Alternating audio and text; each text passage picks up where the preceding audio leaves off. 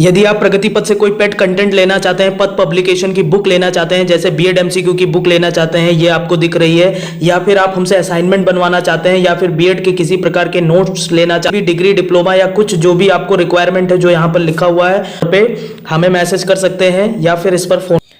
Important प्रश्नों की series में आज हम पेपर 104 यानी समकालीन भारत में शिक्षा, जिसके अंतर्गत कुछ महत्वपूर्ण प्रश्न हम देखने वाले हैं।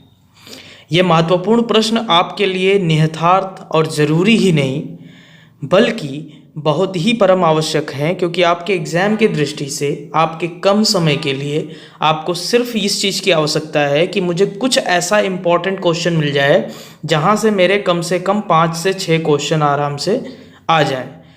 इसी वीडियो में मैं आपको यह बात भी बताना चाहूँगा कि बीसी का यह कहना है कि यदि आप इस सेमेस्टर में आपके एग्ज़ाम में अगर बैक लग जाता है तो आप दूसरा सेमेस्टर नहीं दे सकते। ठीक है, तो इसीलिए आपको बड़े ही शिद्दत के साथ अपनी तैयारी करनी है। पहला क्वेश्चन जो आपके सामने मैं रखने वाला हूँ वो क्वेश्चन पहला ये है, आपके सामने 300 वर्ड में इसको लिखना है। 5 मार्क्स का क्वेश्चन है। शिक्षा की अवधारणा, उद्देश्य और महत्व। पहले तो 3 पॉइंट यहाँ पर आपसे पूछ लिया गया है। शिक्षा का कंसेप्ट क्या है, उसका एम क्या है और उसका इम्पोर्टेंस क्या है। तो ये 3 एक ही क्वेश्चन में आपको डील करने हैं। एक हेडिंग डालिए भूमिका, भूमिका में कुछ लिखिए 2-4 लाइन शिक्षा के बारे में। उसके बाद शिक्षा की अवधारणा, फिर एक पैराग्राफ में, दूसरे पैराग्राफ में शिक्षा का उद्देश्य, तीसरे पैराग्राफ में शिक्षा का महत्व। इतना स्पष्ट करने के बाद में फिर आपको हेडिंग डालना है कि प्राचीन शिक्षा, प्राचीन काल में शिक्षा की व्यवस्था क्या थी। उसके अंतर्गत, उसी प्राचीन काल में शिक्षा की व्यवस्था के अंतर्गत आप क्या करेंगे, आप जो है उसके अंतर्गत करने ये वाले हैं कि आप एक बौद्ध शिक्षा दिखाएंगे, एक इस्लाम धर्म की शिक्षा दिखाएंगे, एक जो है वैदिक शिक्षा दिखाएंगे और एक आप जरूरी समझें तो मौर्यकालीन शिक्षा भी दिखा सकते हैं। और उससे जुड़ा हुआ स्वतंत्र भारत के 2-4 पॉइंट शिक्षा से जोड़ दें कि आने वाले समय में यह कार्य हुआ। आपको वर्णन नहीं करना है, खाली एक दिशा दे देनी है कि हाँ ऐसा कुछ हुआ। और बाकी अपने एग्जाम में इस तरह के डायग्राम वगैरह बना के आप एग्जामिनर को ऐसे समझा सकते हैं कि इतने सारे डायमेंशन हो सकते हैं। ये बात आपको समझ में आ गई। इसके बाद में जो दूसरा प्रश्न आपके सामने है वह दूसरा प्रश्न मैकाले का मिनट 145 और उसके बाद में वुड्स का घोषणा पत्र जो कि 1854 में आया था। आई थिंक 1854 में ही आया था।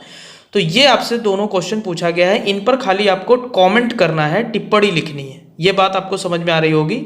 तो यहाँ पे बहुत ज़्यादा कुछ आपको नहीं करना है, बस खाली मैकाले के मिनट के प्रयोग को एक छोटी सी टिप्पणी लिखकर 3 नंबर का क्वेश्चन है खाली ये, और वुड्स के घोषणा पत्र को समझा देना है। इनका इम्पोर्टेंस क्या था ये बातें भी आपको बता देनी है। ठीक है, तीसरा प्रश्न जो आपके सामने है वो बहुत ही ज़्यादा महत्वपूर्ण प्रश्न है। इसमें हालांकि कई सारे टॉपिक को इंक्लूड करके ये प्रश्न बनाया गया है। तो कोशिश करते हैं तीसरे प्रश्न को समझने की, आखिरकार ये हमसे पूछना क्या चाहता है। तीसरा प्रश्न हमसे ये पूछना चाह रहा है मेरे प्यारे बच्चों कि राष्ट्रीय शिक्षा आंदोलन को समझाते हुए, पहली बात तो आप राष्ट्रीय शिक्षा आंदोलन को समझा दीजिए कि ये होता क्या है या क्या हुआ था उस समय। ठीक, यानी जो 1914 का टाइम था उस समय राष्ट्रीय शिक्षा के लिए क्या हो रहे थे। आप राष्ट्रीय आंदोलन मत समझा देना, राष्ट्रीय शिक्षा आंदोलन समझाना कि शिक्षा के लिए क्या क्या काम हुए। जैसे वुड्स का घोषणा पत्र है या और किसी का जो है सुचारू रूप से जो कार्यक्रम चलाए गए, जैसे गांधी के द्वारा कई कार्यक्रम चलाए गए।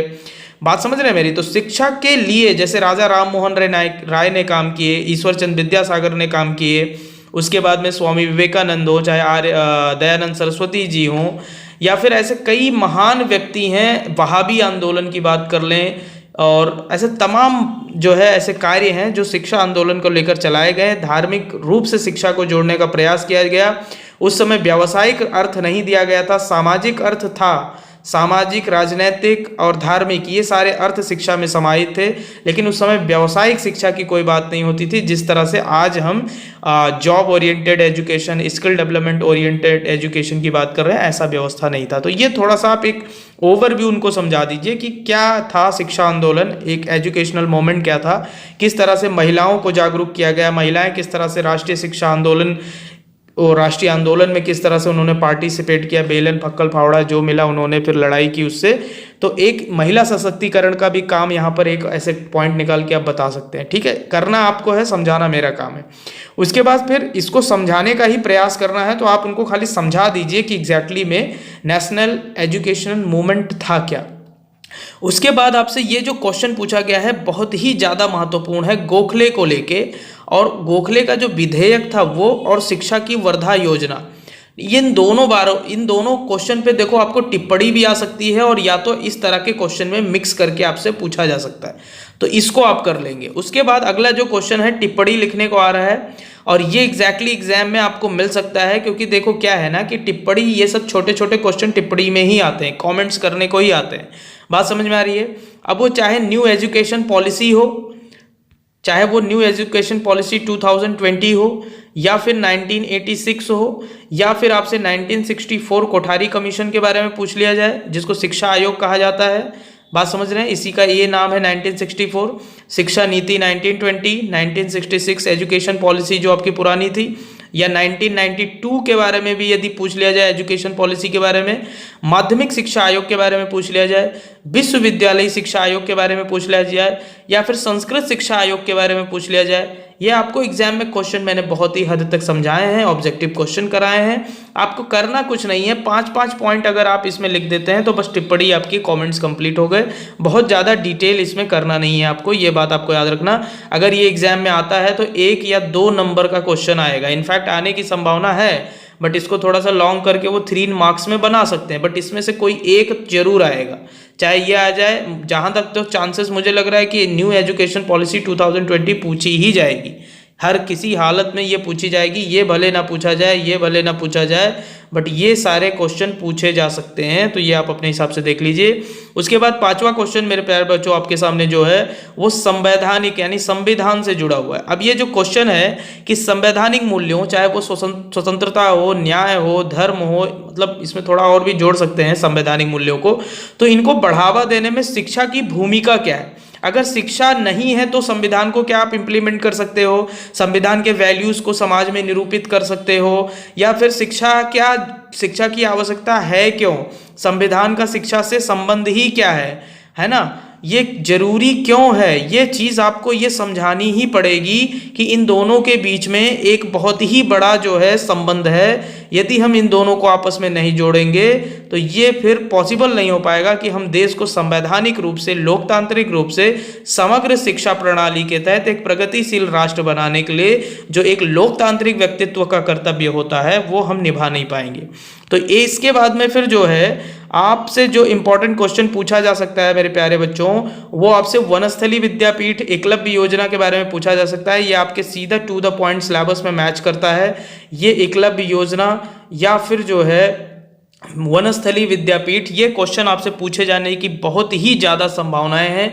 इससे आपके कुछ क्वेश्चन निकल सकते हैं क्योंकि गवर्नमेंट के पॉलिसीज़ को लेकर क्वेश्चन बनेंगे, बिल्कुल बनेंगे, वो चाहे NEP 2020 बना दें या फिर यहाँ से निकाल के ये बना दें। तो ये चीज़ों को आपको देख के चलना है।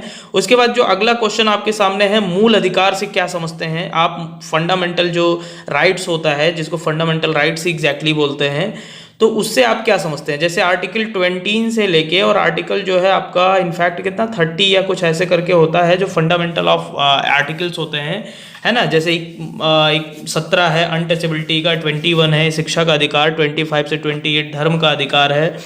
तो इस तरह से ये जो फंडामेंटल आपके राइट्स हैं, मूल अधिकार हैं, इसको आपको इसके बारे में लिखना है, काफ़ी हद तक लिखना है, समझा देना है 3 नंबर के अंदर कि फंडामेंटल राइट्स होते क्या हैं, मूल अधिकार होते क्या हैं। उसके बाद में आपसे मूल कर्तव्य के बारे में प्रश्न नहीं पूछा जाएगा क्योंकि ये आपके सिलेबस में मैच नहीं करता और ये पॉलिटी का कोई टॉपिक है नहीं, ये कंटेम्परेरी इंडिया है। तो कंटेम्परेरी इंडिया के पर्पज से आपसे क्वेश्चन क्रिएट किए जाएंगे।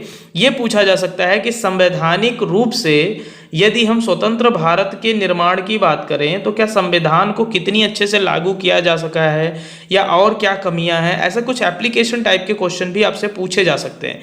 तो मेरा कहने का मतलब ये है कि जो आपका एक होल सिलेबस है, उस होल सिलेबस में जो जो पॉइंट डिनोट किए गए हैं कि हाँ ये पॉइंट्स आपसे पूछे जा रहे हैं, है ना, ये पॉइंट्स आपसे पूछे जाने की संभावना है। जैसे वुड डिस्पैच हो गया, मैकाले का मिनट हो गया, बात मेरी समझ रहे हैं? एकदम सिलेबस से टू द पॉइंट देख के चले जाओ। बाकी जो मैंने आपको नोट्स प्रोवाइड किए हैं वो पढ़ के चले जाओ। मैं आपको श्योरिटी के साथ कह सकता हूँ मेरे प्यारे बच्चों, ये वाला परसेंट आज गेन करके आओगे। ये चार सारे खानों में ऐसे ऐसे परसेंटेज आपके होंगे हर एक सब्जेक्ट के पेपर में। ये मेरा दृढ़ विश्वास है आपके ऊपर, और मुझे यकीन है आप मेरा विश्वास नहीं तोड़ेंगे। और इसी एक मोटिवेशन के साथ आज पूरे इंपॉर्टेंट प्रश्नों को मैंने कंप्लीट कर दिया है, पांचों पेपर के इंपॉर्टेंट प्रश्न बता दिए हैं।